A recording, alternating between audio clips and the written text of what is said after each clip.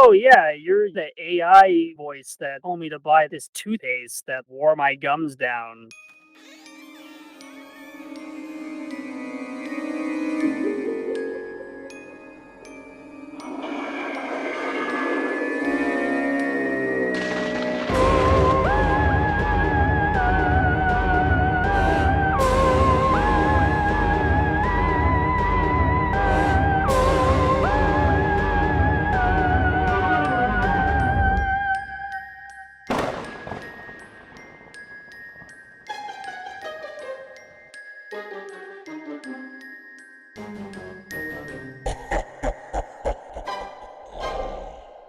This is We Bleed Orange and Black, the podcast for Halloween and horror lovers. Join us as we interview creators, discuss our favorite horrors, and share original spooky stories.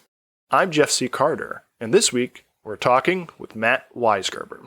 Matt Weisgerber is a professional voice actor and composer from Canada. His work includes dozens of audiobooks, specializing in the YA, teen, and children's genres.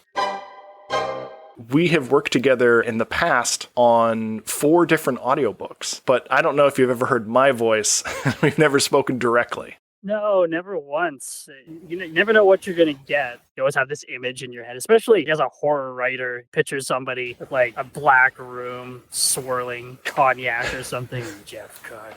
I feel like this is a letdown. I don't have my velvet drapes up, my candle wax covered skulls. How'd you take them down? I did, it's the New Year's, so I kind of brushed out all the spiders and took down the hanging skeletons. Yeah, well, it's mid-January. It's probably time. I like to get new corpses in here. New year, new me, all that. Of course. So, Matt, as our first voice actor, I would love to pick your brain about getting into voice acting. What tools do you use? What is your workflow? I honestly think it's interesting. Yeah, there's a lot to it. I don't know, where do you want to start? You and I met over the Amazon Audible book service called ACX. Did you start on ACX? I actually did start on ACX, and this is probably something that you probably don't know. Your book, We Bleed Orange and Black, was actually the first audiobook I ever auditioned for. So, batting 1,000 right out of the gate. Nailed it.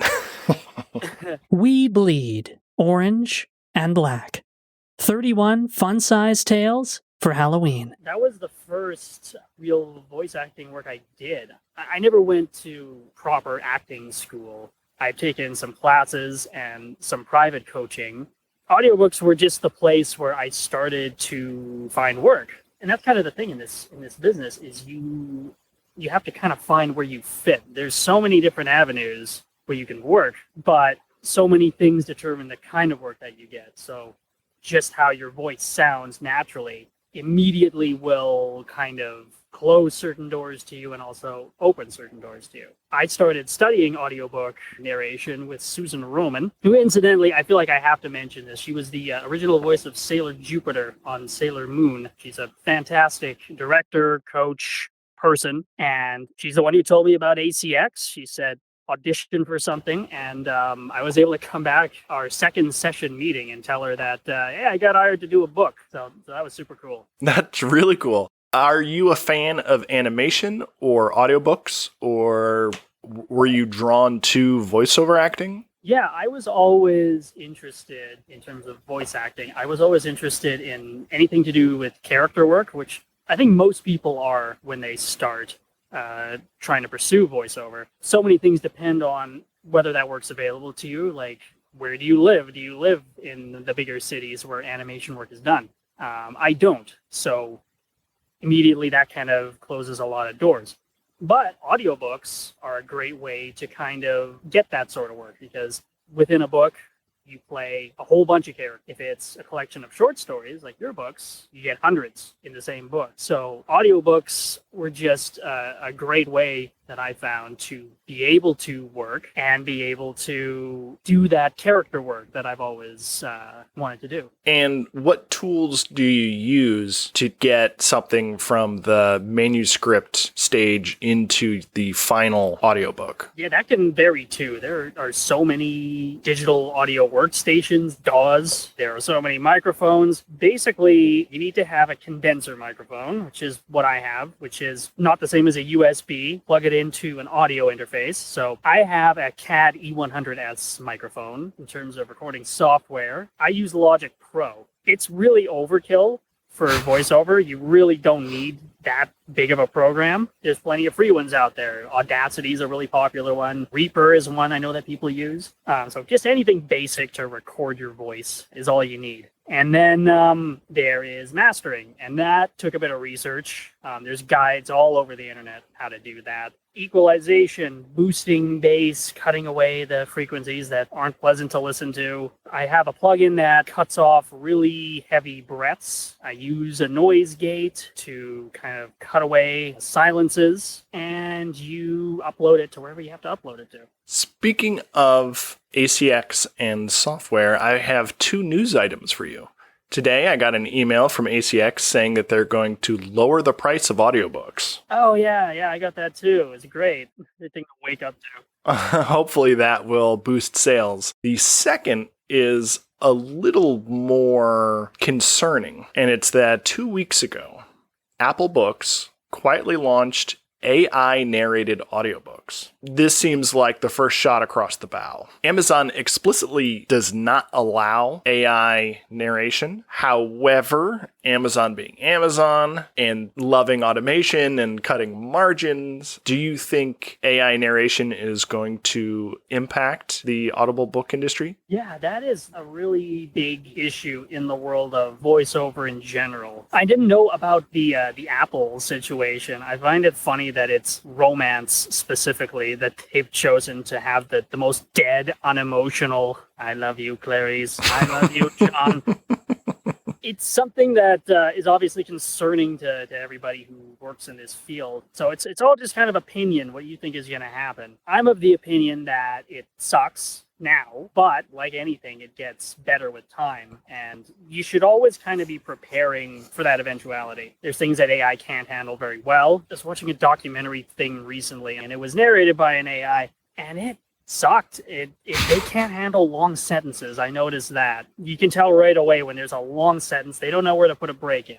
They don't handle humor very well. They don't know what makes something funny or not. So now it's not good. Eventually it might be. We don't know yet what's going to happen with it. I personally think that if everybody is interested in preserving human narration, there should have to be some kind of indicator on a product if it is narrated by AI. Because at least for now, people don't like computers or robots doing things that humans do.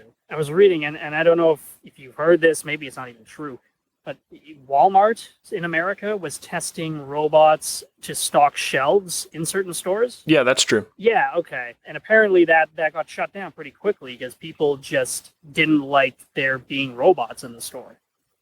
So regardless of the quality, I think that people, if they know it's something that's made by a robot, they're just inherently less interested in it, especially when it comes to art. I feel like there is a future shock, which is like a culture shock, when voicemail first came out. And you may be too young to remember this, but when people had to start talking to answering machines, people hated it. They would slam down the phone or they would stutter. Like they just weren't ready to talk to a machine. And that was a big joke for a long time. And then people just got used to it. You know, you could boil the frog slowly. We all just adapt to our circumstances.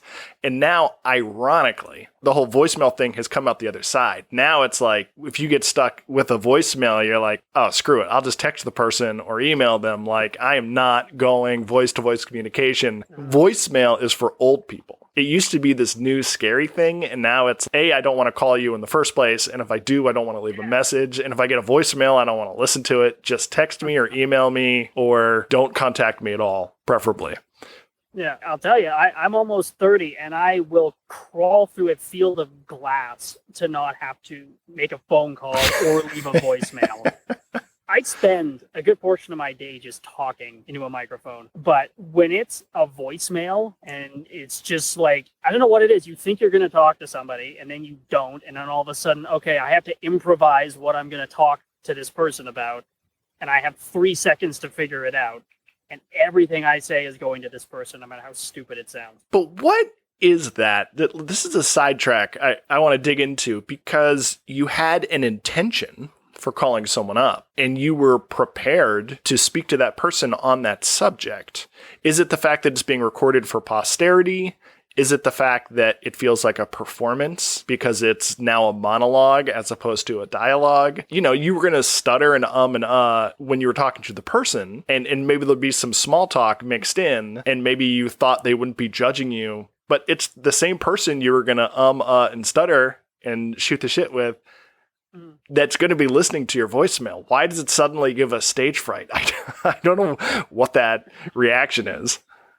I think that's a good point. It probably does for a lot of people feel like some kind of performance, which a lot of people aren't used to doing, especially like an improvised performance. And then just that compounded with everything that you say, every mistake that you make is going to be recorded. And then I don't know, like you just imagine them like playing it for their friends or something. Like, oh, you got this voicemail. He said like 10 times. And it's completely irrational, but it just is the case. And I don't know what'll solve that. Because some people, they're able to do the voicemail pretty well, it seems like. And I don't know how you get that skill. If anyone had an aptitude for voicemails, I would imagine it would be you. I would imagine you would be crushing voicemails. You'd hook up your condenser mic and get your filters and your noise gates going and just knock your script out. I've heard your stuff. It's great. Well, the thing is it's improvised, right? I work with a script, so I get that voicemail. I go, oh, I'm not prepared. I haven't done my vocal warm-ups. I haven't, anything like that. So it's still nerve-wracking. It's always going to be.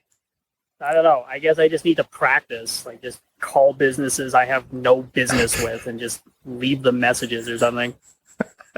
Continuing on this tact of future shock, right now people see a robot and they react because it's novel and it's uncanny. But I think we can only encounter so many robots and so much AI-generated content before it gets normalized, and people will just get used to the look of AI-generated visual art. I'm sure somewhere out there are some nasty little freaks who prefer the look of AI-generated hands. This is just a window in time, and it's going to shift. Just like the Polar Express used to be horrifying because of the uncanny valley and the not quite there CG. Now, CG has advanced so rapidly and so far that when people watch Polar Express, they're like, oh, it's just like a cute little cartoon. It is so primitive compared to our current CG that it doesn't freak them out with that dead-eyed uncanny valley. And the robots are going to get better, and the AI writers are going to get better. On my side, there's also a lot of drama about ChatGPT and GPT 3.5, AI-generated scripts and things like that. And for certain genres, there are high-volume book streams where the readers are voracious, and they will plow through a couple books a week. And in order for frail human authors to keep up with that kind of demand, some people have turned to AI. And I read a really interesting article about this where there was an author that was trying to meet demand by using AI for all the grunt work in the book that she wasn't really passionate about. But she found that when she would go back to edit, she couldn't tell what she wrote or what the AI wrote, and it all felt kind of strange to her. None of it felt like she wrote it, and she ended up pulling way back on her use of AI. Now she just uses it to generate names and things like that.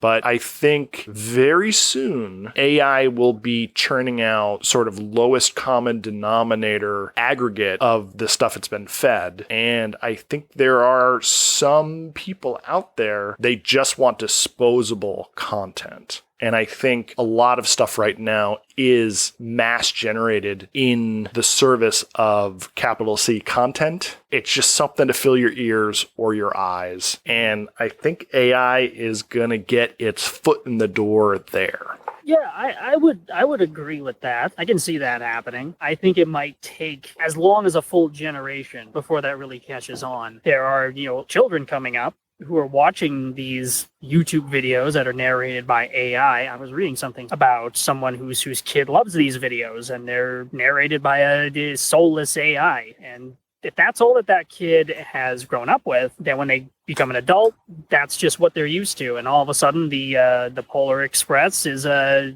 timeless Christmas masterpiece. Have you ever read anything that was written by an AI? Because I never have. As a nerd and a sci-fi fan, I have been fascinated by what AI can and cannot do. I was playing around with these tools. It wasn't very good. It was often very hilarious because it had no internal reality. So things would just shift from one sentence to the next. I got on this early access list for DALL-E, the image generation site, and I was generating pictures and messing around with art styles. I would use this to generate concept art that I could then give to an artist and say, I want something like this. With my nerd hat on, I can also see how far it's come, how fast, and I know it's just going to get better, 10x better, 100x better. You said this stuff might take a generation to sort of sink into the drinking water and become background noise. I think it's going to be a few years because you're also bringing economic forces into it. There's an incentive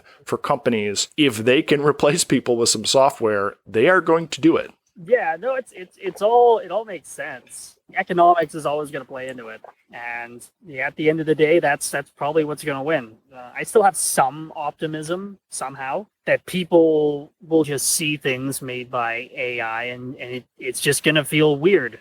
People have only turned away from technological progress once. It was called the Butlerian Jihad, and it happened in Dune when they went to war with the AI and outlawed new machines. Unfortunately, I think it's going to take something that dire, some kind of existential crisis for people to say, all right, cool it with the AI. Yeah, ultimately, that's right. Throughout history, that's always been a thing with the Luddites of the Industrial Revolution. Unless the resistance to something is society-wide, then it'll take over eventually. Speaking of smart technology infiltrating our lives from a young age, let's talk about Smart Teddy. Oh, yes. Tell us everything about Smart Teddy, and then let's get into it, because this is fascinating. Smart Teddy is a physical teddy bear toy for very young children that I voice, and I think it's great. At first glance, Smart Teddy looks like a traditional childhood teddy bear, but hidden inside the bear is an electronic box. That's what makes this teddy smart. It updates itself. You're my best friend. So Smart Teddy has an app that accompanies it, and you can have it automatically update with new stories and new facts. Are you constantly recording new content? Pretty much monthly, they'll send me a package of different stuff they want done, and it can be a lot of different things. It's usually 1 or 2 stories in there. There will be some new facts. Different months have different themes sometimes. So for holidays, of course, there's a Christmas package, a Halloween one. As of right now, it might be the 3rd year now that it's been in productions. Wow. I'm always surprised. I'm always like, this is the month they're going to run out. There's no way they can have more child-friendly facts to put in this thing, and they always do. I know you have all of my short stories on your computer somewhere. Would it be possible for you to slip in a couple Christmas horror stories in over the holidays, or some of my We Bleed Orange and Black Halloween tales? Into the bear? Oh, yeah, totally. I think that would be a fun Easter egg to put in. The darker, the better, I would say. Lots of stories have already been uploaded into the Smart Teddy library. They've been carefully selected together with teachers and psychologists. Let's play. Or I can tell you a story. We Bleed Orange and Black. 31 fun-sized tales for Halloween.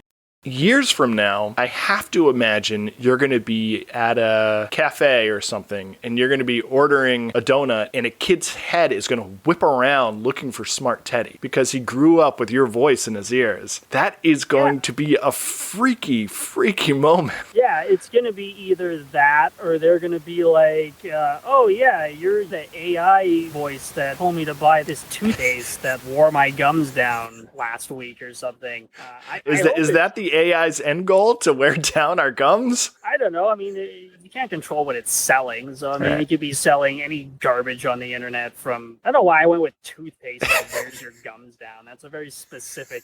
It's very, very specific And, the nightmare of losing your teeth is such a primal one because when you can't eat anymore, that's it, game over historically. So the AI is going to attack us through our gums and teeth so that we will be forced to subsist on a liquid diet and then be that much more likely to sit in our matrix pods and take our IV nutrition. Oh, Jesus. Sorry, I'm a horror writer. As a brief aside, I have so many goddamn dreams where I lose teeth or teeth break or something. Do you have any idea what is there's got to be some explanation somewhere as to what that signifies? It signifies a fear for survival. We did not evolve with Jamba Juices. The only way to get nutrition historically and evolutionarily was through grinding and tearing with your teeth. And when you lose your teeth, that's it. You're old. You're going to get kicked out of the tribe soon, and that's a wrap. Huh. Sorry. So you are a collector of retro video games and consoles, and I saw that you beat Ninja Gaiden. Oh, yeah, I did. That is more impressive to me than anything else you've done with your career or your life, frankly. Yeah, that's going to be my legacy. With Ninja Gaiden, they weren't messing around. If you die, you go back to the beginning of the level. This is super hardcore Dark Souls before Dark Souls. Yeah, totally. I beat it. Not on an NES. Oh, you didn't beat it on an NES? But no, that doesn't count. Not as impressive. No, but I didn't use any save states. So in my eyes, it's authentic. But I know gotta hold the uncomfortable rectangular controller that stabs into the side of your hand. You gotta crush your thumb. I've done that enough. I don't want to do that anymore. I've put in my time. What system did you beat it on? I have an Odroid, which is an emulator. Yeah, well, it's like a Raspberry Pi. Okay, it is an accomplishment. It is not as brutal and epic as doing it on the original NES controller. I guess not, but I'm still taking it. I can still tell people when I'm at a party, I can lean against a wall and go, I beat Ninja Gaiden. I'm going to go online to your Ninja Gaiden announcement and accuse you of stolen valor. Yeah, there's got to be some entity you can report that to in this day and age. Gamergate. Hashtag cancel Matt. Did you celebrate Halloween at all growing up? Yes, we did. It was never huge in my house. I think I value Halloween more as an adult. Interesting. Is that because the tradition has become more popular or because you are making your own holiday plans? I think it's because as a child, social anxiety was a big part of my life. So having to go to strangers' doors to pick up candy was a problem. Now, I got around that pretty easily because I have a lot of aunts and uncles. So I would just go to their houses and I would get a giant sack full of candy just by doing that. So I kind of had a loophole in that situation. Another reason Halloween wasn't as big in childhood for me, I was not often allowed to wear masks. So because it would limit your vision, you're going to get hit by a car. So I had to wear a lot of face paint if I wanted to be something that had a different face. Like everybody, I was the Darth Maul the year that movie came out. A lot of face paint. I hate how face paint feels. You're just constantly, your face just itches for the whole day and you can't scratch it. Did you have the horns coming out of your head at least, like Darth Maul? No, I didn't have the horns. I just had the face paint. So Halloween was just always an anxiety-inducing, cumbersome holiday for me as a child. But as I've gotten older, I just like the time of year. I like fall. I like colder weather. I like that there's a little bit less sunlight during the day. I don't know why. I just find it calming. I like the movies that are on all around. I like seeing the decorations. It's the only holiday that's of its kind. Every other holiday is about coming together, celebrating something, having a good time. Halloween is a lot of stay over there, scary over here. There's a stronger individual component to Halloween. You're right. I know a lot of people who they bleed orange and black, Halloween fans, and their favorite thing is staying home on Halloween and watching horror movies. Now, whereabouts in Canada did you grow up? A small city near Calgary. The city's called Medicine Hat. In Quebec and French Canada, there is a boogeyman called Bonhomme. Oh, Jesus. Bonhomme Set Errors? Il s'appelle Bonhomme 7 heures. The 7 o'clock man. Children were warned to go to bed by 7 o'clock, or else Mr. 7 o'clock would come and get them. Have you ever heard of the 7 o'clock man? No, I've never heard of that. That is such a specific. This is only in French Canada. In Quebec and French Canada, yeah. Wow. That's early. 7 o'clock? Isn't that early? Boogeyman stories should probably only be applied to kids below a certain age. Yeah, I guess so. So that's his whole thing then. It just, you don't go to bed by 7. Is there pictures? Do they have like images of this thing? This guy looks kind of cool. Okay, I'm going to share a tab. Oh god. Oh, that's what he looks like. I like it. He looks fun, except for the fact that he kidnaps children. Oh, that's vastly different looks. They all look like a homeless person. Yeah, from like the Victorian era. Like he wanders the streets of like Victorian London. If you survive Jack the Ripper, that's the one that you have to avoid. A good way to avoid both Jack the Ripper and the 7 o'clock man, be in bed by 7 o'clock. Is there more to this guy? I don't know. I usually ask my guests if there is a urban legend or a cryptid in their area, something spooky to talk about that's local to them. And I was just randomly I say randomly, but every Google search eventually leads me back to the Wikipedia on International Boogeyman because it is an endless and fascinating topic. And when I found out there was a guy called the 7 o'clock man, I was like, oh shit, I got to ask Matt about this. I'm glad you did. I've never heard of the 7 o'clock man, but I'm going to be bringing that up to everybody I know now. Bonhomme 7 heures. To go back a few minutes, now that you're an adult, are you free to wear whatever freaky mask you want? Now that I'm an adult, I don't want to wear masks either. No mask and no grease paint because you don't like the way face paint feels. What is your go-to for Halloween costumes? I have not dressed up for Halloween in so long. The last few years have been just watching movies with friends. Nobody wants to dress up. These are people, you can't even get them, if you do an escape room, to get a picture at the end of it. We did that one time. And after that, they're just, you want a picture? No, we don't. These sound like kids that went to bed by 7 o'clock. Have you ever been told you look like a celebrity or an actor or a character? When I was younger, I had pretty long hair in high school, and I also wore glasses. Somebody once said I looked like John Lennon. Do you think on Halloween you could pull off a wig and glasses? I think I could pull off a wig and glasses. That's pretty low commitment. Yeah, it's not a mask. It's not makeup. Yeah, you just gotta find round glasses. Okay, there you go. There's your Halloween costume sorted. Phew. Oh, thank God. Crisis averted. All right, Matt, is there anywhere you would like listeners to check out your work? Yeah, you can stalk me anywhere on the internet. My website's got all my stuff on it, demos and all that. That's mattweisgerber.com. You can follow me on Twitter. It is at Matt's Dumb Voice. Thank you so much for finally hopping online with me and getting to do a little face-to-face. That was fun. Thank you so much for having me. I look forward to hearing your voice from my smart teddy. I have a hidden message for you in the next one. Follow us on Instagram and Twitter at webobpodcast.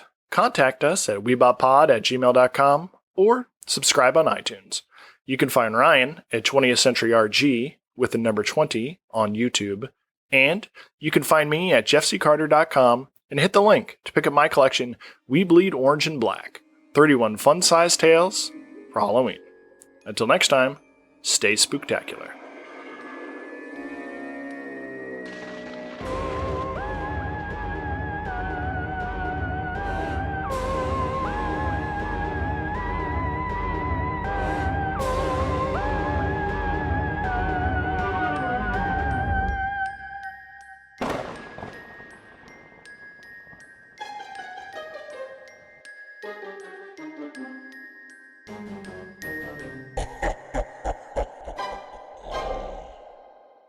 It's that and me having committed some sort of horrible crime that I'm about to be arrested for. Those are the two biggest themes. Well, that's a guilty conscience, and I can't speak to that. I don't want to record anything here that might be incriminating. Yeah, I don't want you to either. Probably better we just end this now.